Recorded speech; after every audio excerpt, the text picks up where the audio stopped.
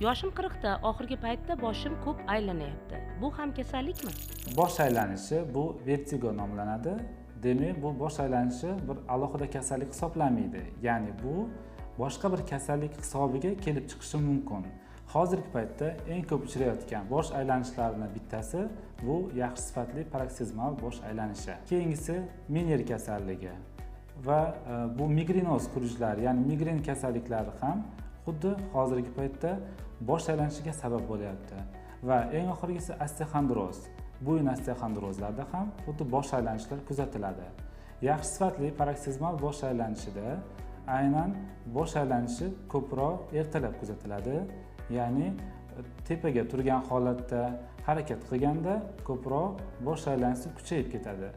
Migrenozli bosh aylanishlarda ko'proq havoga, ya'ni havo isib ketishi, shovqin, odamlar ko'p gaplashayotgan joylarda bezovtalik boshlanadi.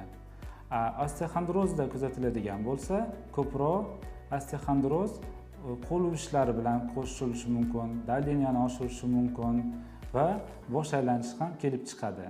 Demak, agar sizda bosh og'rig'i kun mobaynida o'tmayotgan bo'lsa, o'zboshimchalik bilan davolanishdan to'xtang. Shifokor nevrologga murojaat qilishingizni tavsiya qilaman.